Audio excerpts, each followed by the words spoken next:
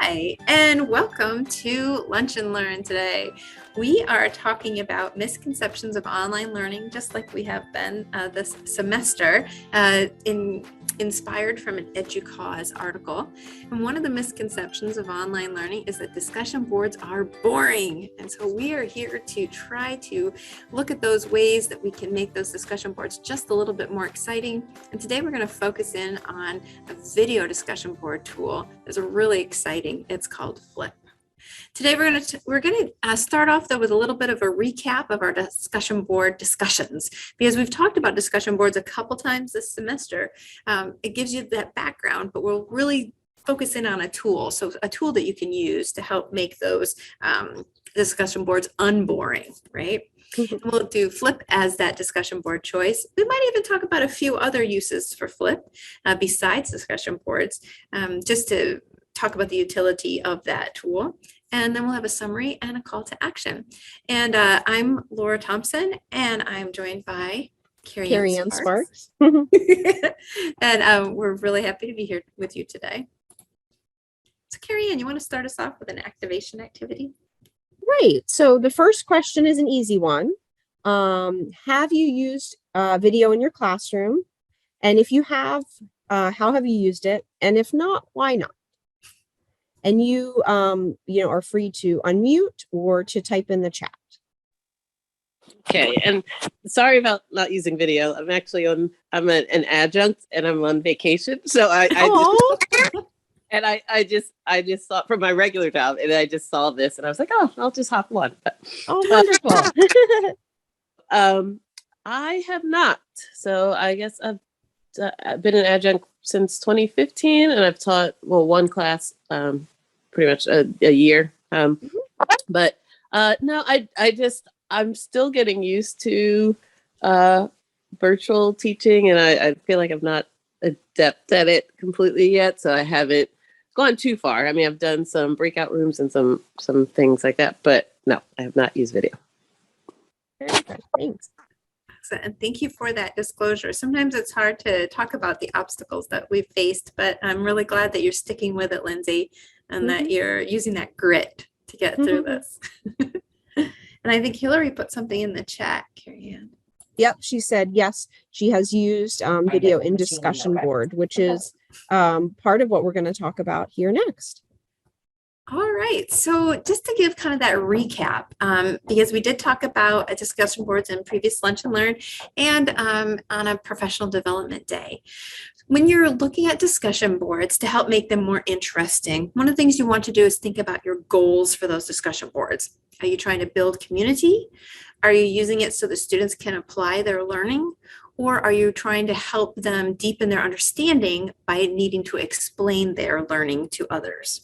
So there, and you may have other goals as well, but those are three main goals for discussion boards. You might also think about how interesting are your prompts. So if it's a prompt that is probably going to be answered in the same way by everyone who comes, or everyone who answers, then that might not be the most interesting prompt either, or definitely not the most interesting to read all of their answers, because they should all be about the same. So really, are you being able to focus in on some open-ended questions? Are your prompts focused on your content? So helping the students really focus in on their learning. And are they related to students? So can the students think about this application in the real world and in their own lives to help them really connect with it? Those are some ways you can make your prompts more interesting. You want to think about your student motivation to participate too. Worthy of their time is one of the things that we talked about. It's hard because if your expectation, let's pretend you have 30 students in the course, and your expectation is that they're going to read all of the responses of their classmates and respond to 2 of them, then it takes quite a bit of time to be able to invest in that. So then you're either thinking about, well, is this participation only worth 5 points anyway? You might have students who kind of write it off. If you're able to show them that it's something that is valued, is important in the course, and you might do that either through your discussion of the discussion boards or through some other highlighting of the answers that you see there, then that raises the stakes, or it might even be that it's worth more points. And there is something to consider. You might not have a discussion board for every week, or you might not have a discussion board that's graded every week anyway. So those are some other things to play with as far as making it worthy of the time. You might also use the group function in order for your discussion boards to happen. Because if you have 30 students, remember we talked about reading 30 answers, that's a lot of time. But if you break your 30 students into, say, 6 groups of 5, then now they really only need to read 5 answers to be able to participate fully in the group. And sometimes having it be a smaller group encourages students to participate more deeply because they actually feel like their voice is heard. They're not just at the end of a list of 30. And you could also assign roles in those discussion boards where someone might be the illuminator, where they're helping to make sure the citations are held in there. Or you might have someone who's the discussion leader, who is always going to be the first to post, or might actually be able to pull people out, say, Hillary, what do you think, if they haven't heard from Hillary yet, something like that. And then also trying to make sure that you've set clear expectations for your discussions. So are you evaluating them? And if so, how are you evaluating them? Make sure your students know. Rubrics come in really handy for that evaluation so the students know what's expected of them. Protocols are really trying to describe how do you expect someone to be able to participate in this discussion board. So remember I mentioned responding to 2 classmates. Maybe it's a little bit more than just respond to 2 classmates. Maybe it's find someone with whom you agree and expand upon what they're thinking, find someone with whom you disagree, and be able to debate politely. And that brings me to the netiquette, helping people understand that, yeah, you might not agree with everyone, but here's some ways to professionally respond to each other and still put in those challenges. Well, what about this? What about that? And that in itself can make the discussion boards more interesting. So that brings us also, I did want to mention, you can use video inside D2L. There is an opportunity. You don't have to go outside of D2L in order to incorporate video into your discussion boards. So you'll see this white rectangle that is the box where someone would type their response in the discussion board. So that should look fairly familiar.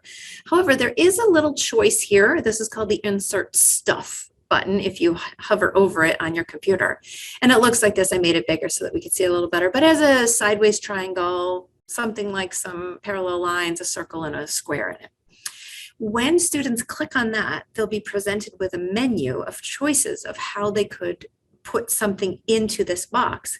And they can add a video note. That's one of their choices. When they record, this is a little bit like that Captain Kirk thing, right, on Star Wars. It's really just them with the screen. There's no fancy backdrop like what I have right now. It's just them reporting to the screen.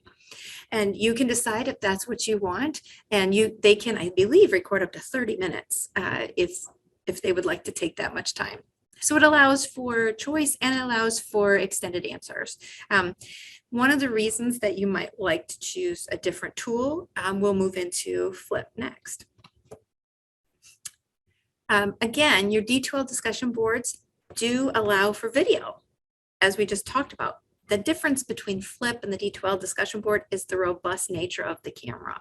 So when you're using Flip, students can use a background. So for instance, if there's any reason that they would like to not have their environment revealed, then they could use a background. Or that background could be a strategic choice. It could be a picture of their 2 dogs because it's an introductory video and they're telling you about themselves.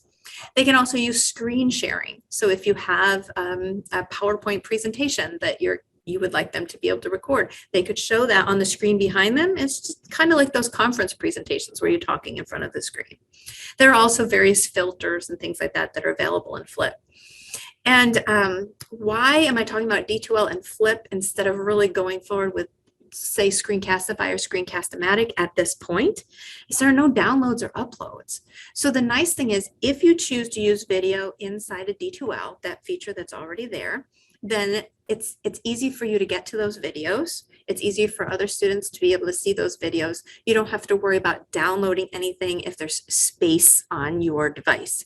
And we do recognize that our students often use the phone to access their courses. So if they're having to download someone's Screencastify video, then that might make it less likely that they're actually going to look at that. And also I've worked with enough instructors who have said, hey, I can't access this file or I can't access this file. If you're using something like Flip, then everything is presented in a way that's accessible online to all users. All right, so let's jump in a little bit. Any questions so far? No? Okay. So Flip is your discussion board choice. It's a video-based discussion board, and it's also so much more. Here's a little video that I created, and Karianne will pop the direct link into this if you'd like to watch the whole thing sometime, but I'm just going to show you the very beginning of it. All right, so this one was all about how do I use Flip, and I started off with a video so at least you can see what it looks like and give you an idea of where we're going with this before we talk about the nuts and bolts. Videos like this for your students. Or on the flip side, see what I did there? Okay, so I tried to be funny. In this, you can see that there's a background that I could put on there, and these waves are moving. I can hit start again, and you can see the waves. We've got the little sticker here of Pusheen there. I put words on here that I have beach party. So there, and I put a frame around it, and I put myself down here in the little corner. There are lots of ways that it can be a robust example of how you can make these videos. And there's also time limits on these videos, and we'll talk about those. But just so you can see the movement in the background. How would you like to allow your students? But anyway, so it gives you ideas that you can have moving backgrounds or you can have static backgrounds too. So let's look at a little bit more about what does Flip look like. You'll be able to have a grid for conversations. And I wanted to be able to show you some of those examples so that you can see what it looks like when you look at your course. This was one that I made when we had reading days earlier this year. So inside of here, this is kind of the teacher view, what you would be able to see. And I can show you what a student view looks like by clicking on the member view, because those are members in your group. So they'll be able to see these rectangles.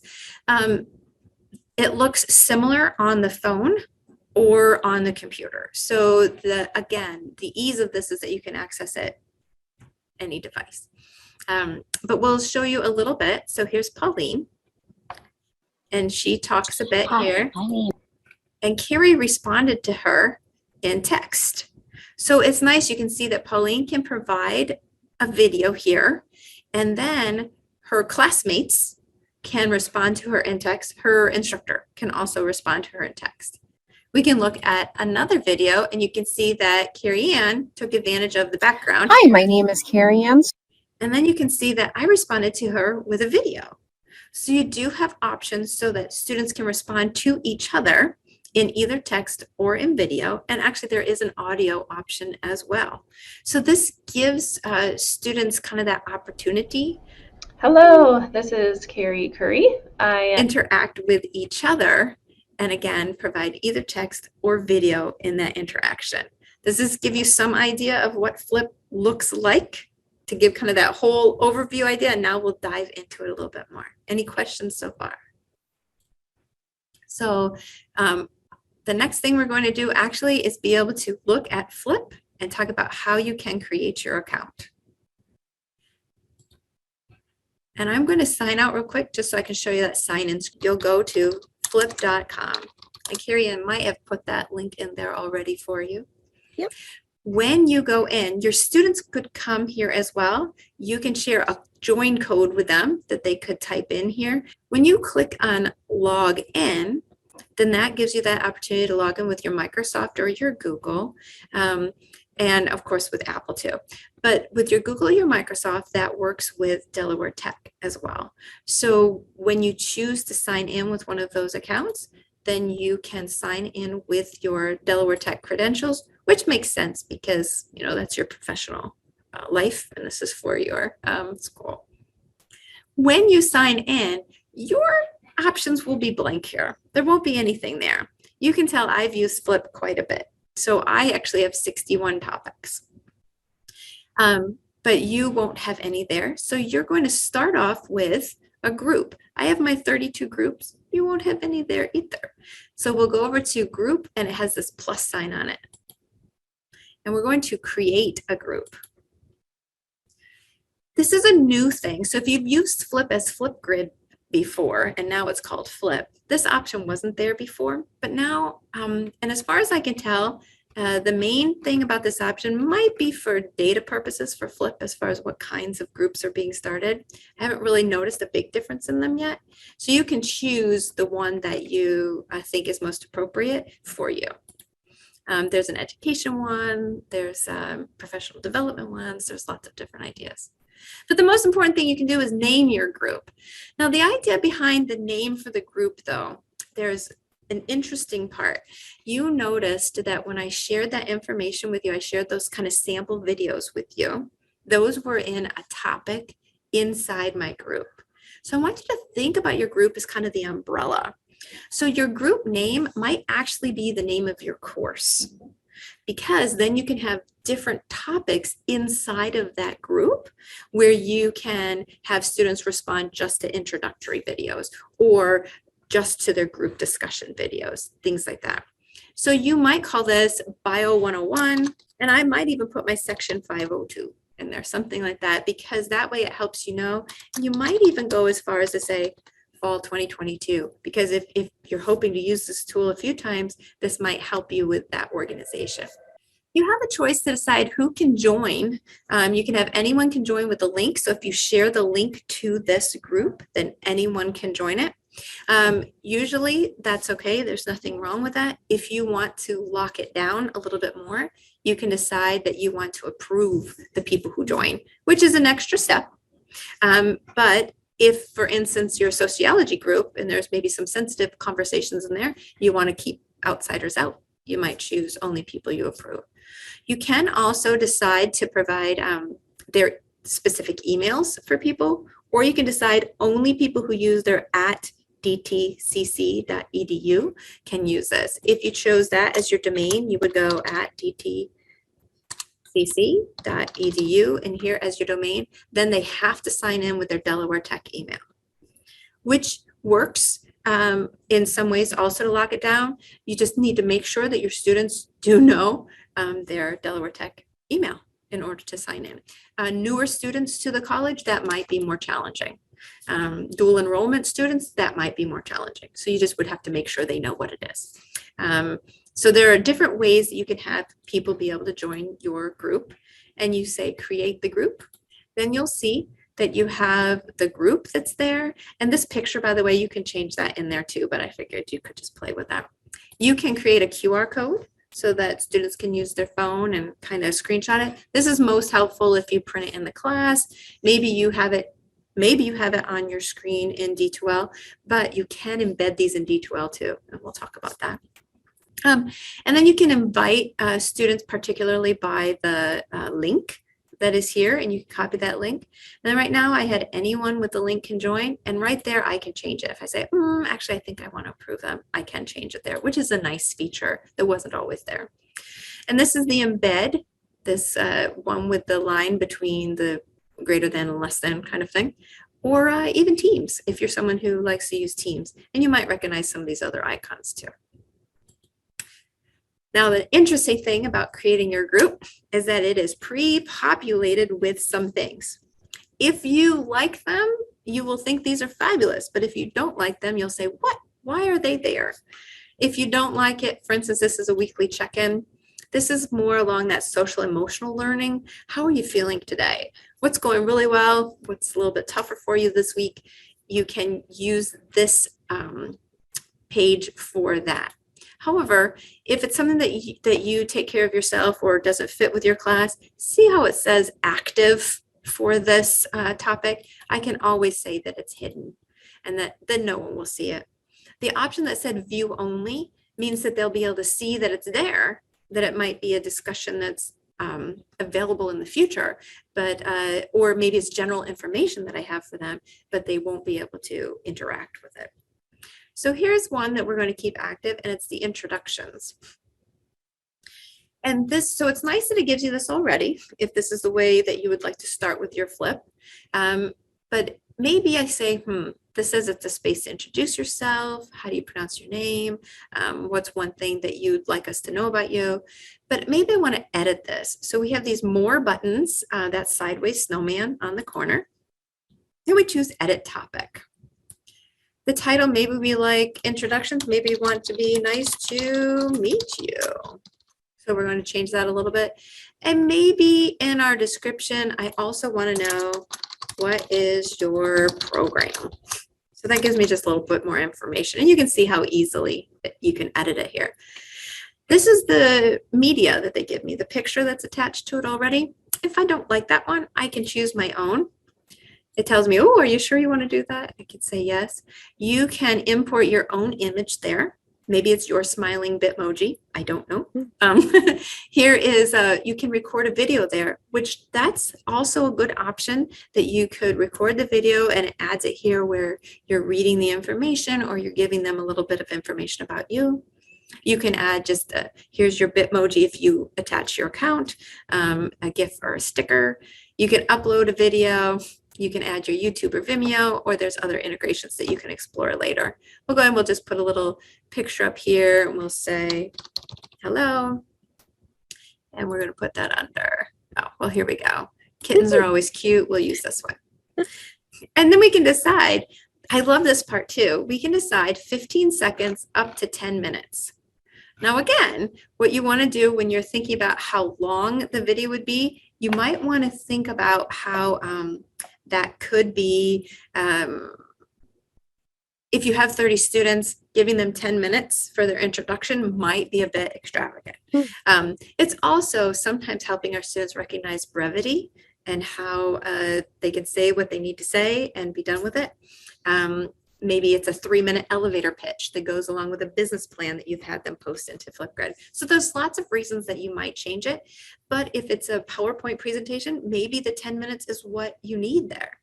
If you need longer than 10 minutes, you will need to use a different format than Flip, because Flip, the limitation is 10 minutes.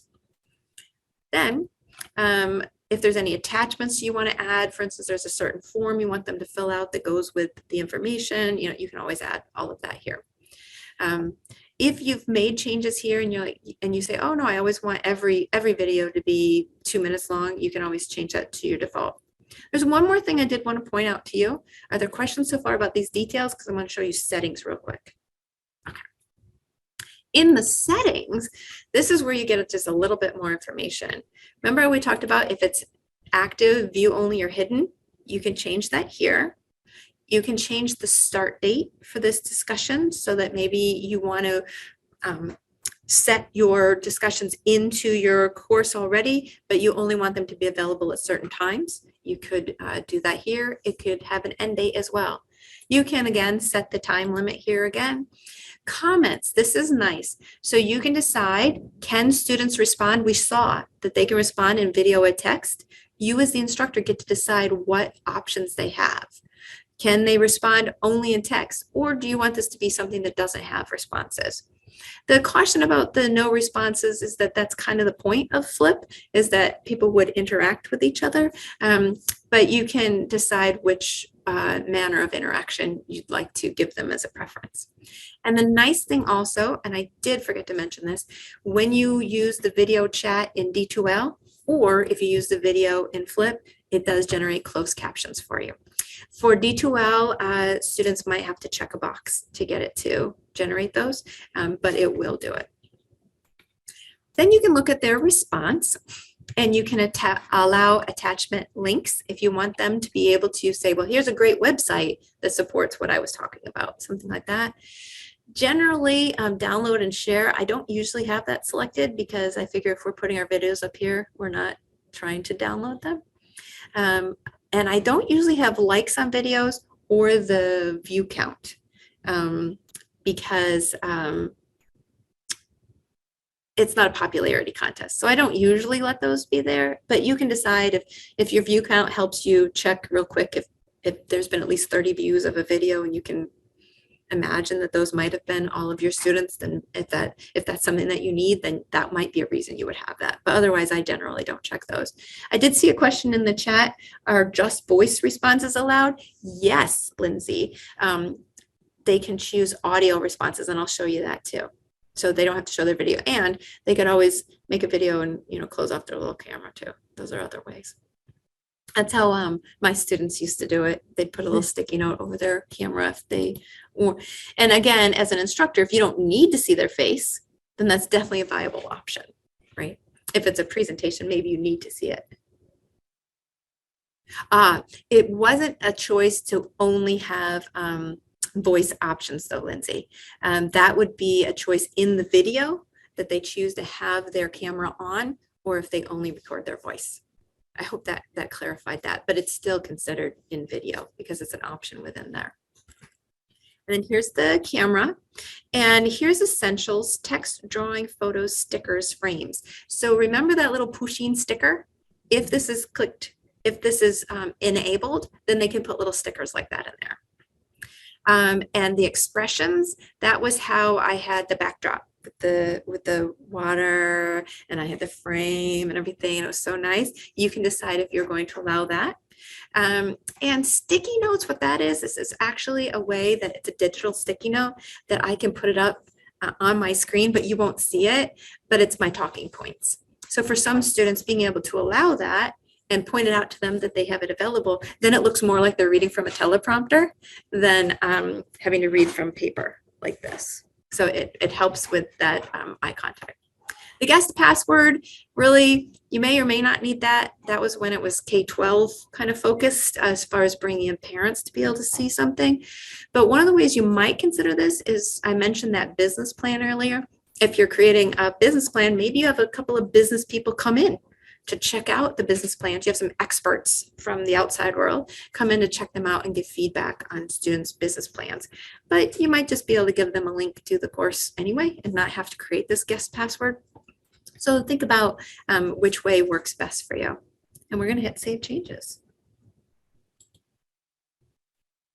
All right, excellent. Oh, look at that kitty. Hi, how are you? Yeah, it looks like it's even talking to us. So any questions so far? All right, you want me to show you how to make a video real quick? All right, here we go. So what's going to have to happen is for me to make this video on Flip, I am going to have to turn off my camera on Zoom. So you won't see me for a second. Now, but I'll show you how it works. Here's the add the first response. If I do that, it's going to try to make this recording. It's going to tell me that my camera is not available. See, it says, oh, it's not available. But look, I can upload a video. Isn't that nice? So if your students actually are more familiar with, say, Screencastify or Screencast-O-Matic, and you want to give them that option, they can record in the environment where they're most comfortable and then upload it here. The nice thing is, if you put a 1 minute and 30-second limit on it, even if they made a 5-minute video, it only takes 1 minute and 30 seconds of their video. So they can't get around your time limit. So that's kind of nice too. All right, so we'll go ahead. I'm going to turn off on Zoom, and I'm going to hit retry my camera there. And then you'll be able to see the video come up here. Don't be alarmed, there's no filters. So here I am. But the nice thing is I can put a background on, which is an option. If I'm recording in D2L, there is no option for the background. And I can just blur it if I want, which is something we're usually used to. These ones, of course, the videos, that's going to be the one like, here's that beachy scene that I showed you. These ones are static. They're just backgrounds. And this one, there's also the ability to use your screen as the backdrop. So if you're presenting about your PowerPoint, you can put that up behind you, or an image that you created, a graphic that you're sharing, things like that. And you can always upload your own photo or video as your backdrop too. So it's very robust. It's nice. Again, I'm missing my filters, feeling just a little bit older right now. So one of the things I can do, which is a nice option, is I can just add a little color if I want, something like that. You decide if you want to be able to do that. The filters are interesting. You also have the ability, if you have students who are a little shy, Lindsay, that you were talking about, can it be audio only? They can kind of pixelate themselves too with like Lego bricks. I clicked it, it's not working. So it might be overloaded because I'm recording in multiple places right now. But anyway, so that gives you the idea of how it can work. And if you notice, it says video under here. If I click audio, then it's just this recording of it. But I'm not sharing a screen then.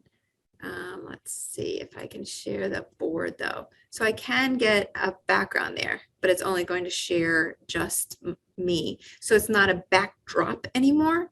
I get that from the side menu that said board so that I can make it a pretty picture. I can add my GIFs or my stickers. I can draw.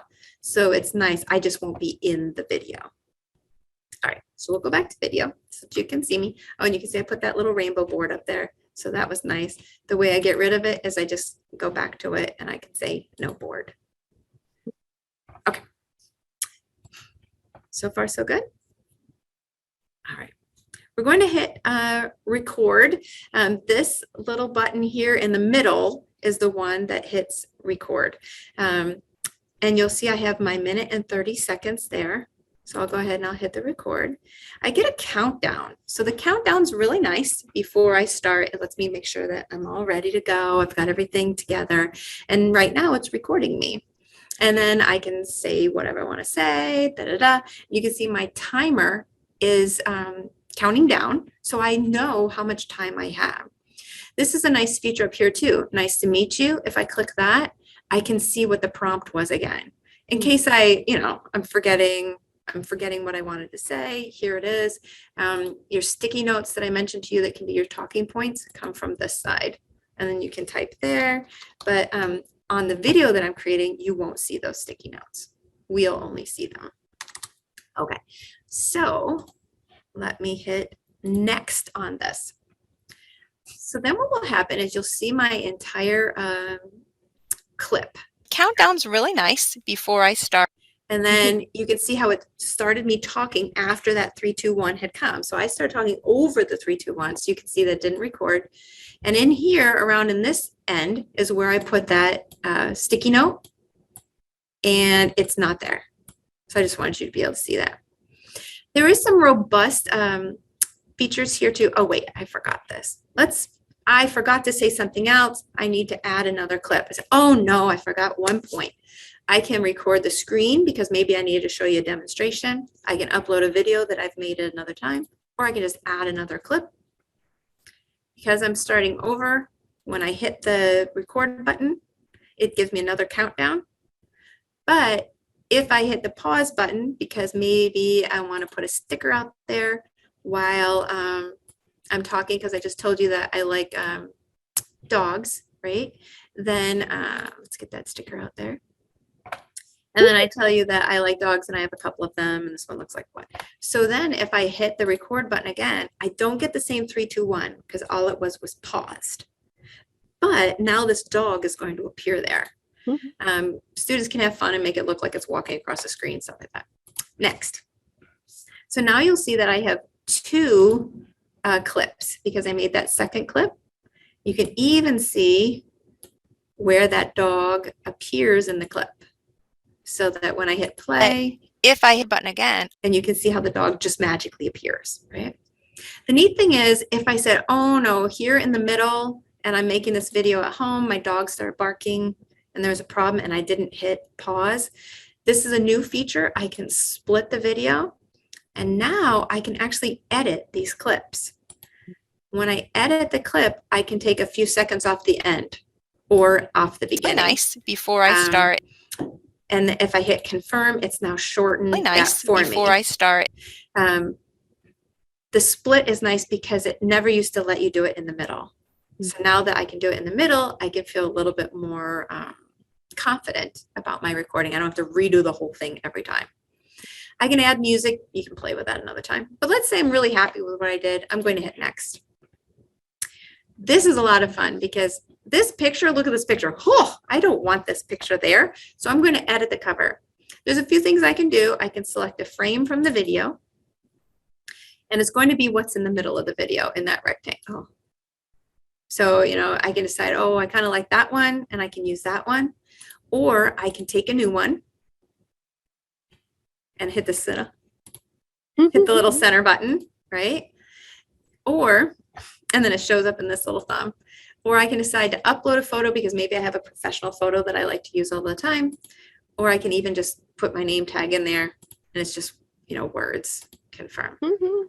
So you decide how you want that to be able to appear, because remember when I showed it to you what the member view was, it had those little rectangles. Those are the rectangles that show up. And then you can add a caption if you want, my intro, whatever. If you have a link to a particular web page or article, you could do that. Post it. Okay, then I want to give you a chance to experience it yourself. So what you're going to do is we are going to go into this one. I made a lunch and learn flip example. Now, Lindsay, I'm going to tell you, if I hit this join code up here, it'll copy this join code. And if I share it, you would see all of these things. And there is a purpose why you might like to do that. The other thing that you might like to do, though, is remember I talked about having different topics in here? Maybe I have another topic in here that I want it to be group discussion on photosynthesis or whatever, right? Then maybe this is going to be a new topic in my group, but I don't want everyone to see all of these when they click in. I only want them to see this one, or I only want them to see the intro one. Then all I have to do is click the share button that's next to the one that I want to share. And then I can copy that link and pop it into the chat. Then if you're feeling brave, Lindsay, you can go into that flip and you can record about what you like to do for fun. Now, I know you're on vacation. It might be a tropical location. I don't know. You said that was your video was off though. You can record audio though to let us know what you like to do for fun. So if you want to take a minute or two to do that, and I can add a video and Karianne can add a video too. But let's go ahead and we'll get back into, and I'll show you real quick how it looks in D2L. So this will kind of show you, so you would put it in as a page, and inside flip, what do you do for fun? For instance, you can put a banner on the page if you want. This is where you would put the directions for how students could access it, what they would do. And we do have kind of a template of directions that we could work from that could help you with that too. But this is what it looks like. Then it puts it into the page here. When they scroll in this section, you'll be able to see that there's a response. And this is the topic that we were looking at today. They can add their response right there. Then you can also provide them the opportunity to go straight to that discussion board. I made this a link that would lead just to that discussion board. And then this is the QR code. So you could give students the opportunity to use the QR code also. So you can offer that choice for how they would be able to access it. Are there questions so far about what it looks like when it's in, thumbs up, okay. Thanks, Lindsay. All right. Well, let's go ahead and we'll get back to kind of our Canva then, our presentation. So there are some things other ways that you can use Flip as well. So we were talking about it as a discussion board, and a lot of people like to use them for introductions. But you could hear kind of peppered in there some other ideas. And this does come from a list from Flip of some suggested things that could be used in higher education. So they have them at all different levels, including book clubs and things like that too. But you can see, it's an opportunity for team collaboration. You can see how you could use a guest speaker in here too, that you might have an expert who comes in who makes that initial video. Or puts that video into instructions. And then from there, the students are able to ask questions of that guest speaker, but it's an asynchronous engagement. So they have that opportunity to put those up there at 4 in the morning when they're working. And then the expert has a chance that when they wake up at 6:30, they can respond, or whatever, however it works. It's nice because it does give you some ways to do that. I had used Expert in my classroom before. He was talking about fisheries, and the students were able to post their questions, and then by the next day there was generally an answer for them. So these are some nice ways that you could use Flip in other areas in your course. I'm not suggesting you use Flip for everything. Please don't hear that because that makes it boring too. If you're always doing a flip, I'm going to do another flip. I mean, that gets boring too. So but it's a way that you can spice it up. So, Karianne, you want to lead this? Sure. So as we're thinking about this new tool, what did you find most interesting about Flip? And you can type it in the chat or you can unmute.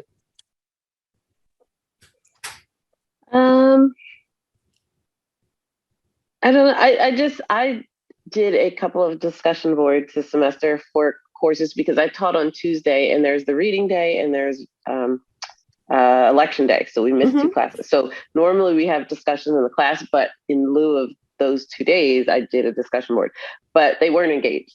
So I really think this will encourage more engagement. I see my students maybe using the voice only. That's why I brought that up. They're not too keen on video, it seems, but maybe even if I do the introductions, I like that option in the beginning. So then maybe they would be comfortable if I set that kind of tone at the beginning of the course. Then maybe if we did flips for a couple of discussion boards, then they'd be willing to do video. So yeah, I think that, and Laura and I were talking about that the other day, that, if as the instructor, you took some time to make a really fun introductory video that would encourage the students to at least play around with Flip and see the different tools they can use. And some students would really kind of lean into that to be able to have different backgrounds and different music going on and things floating around them. And then it also just provides that connection, especially if you're teaching asynchronously. I know, for some of my courses that I've taught, I would never see the student's face or hear their voice. So to at least get the option of getting one or the other is really exciting. And it can help, make that connection with you as the instructor, with the students to the instructor, and then with the students to each other.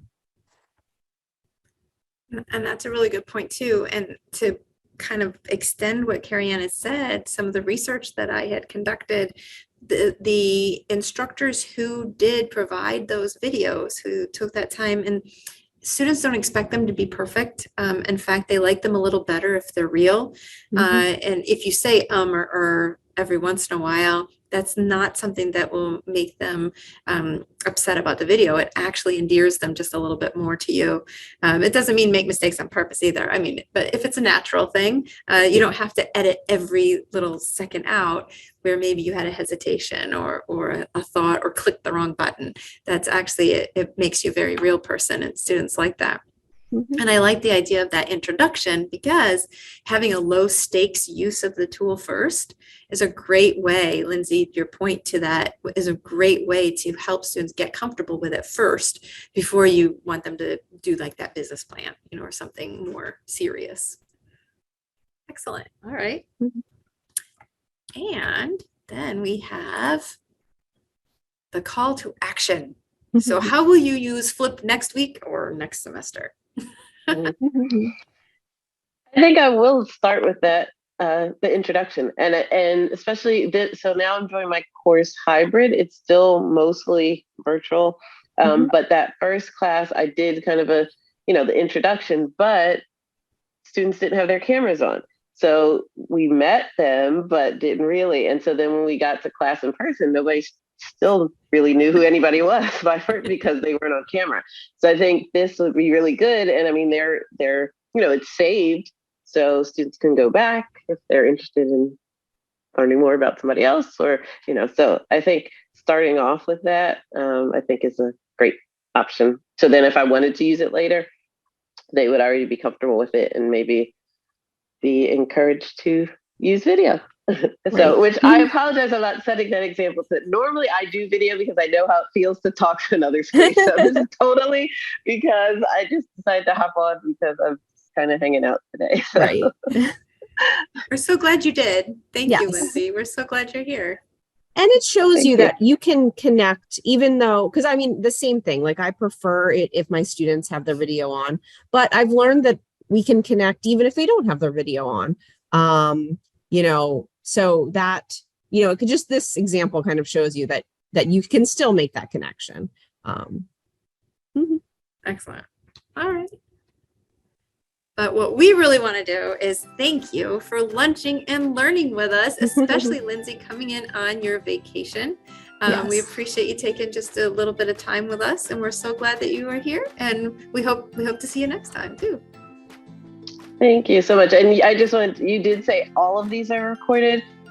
Yes. Okay, because normally I can't make them because I'm working. So Right, that's why I right. wanted to see if I could still take advantage of other ones.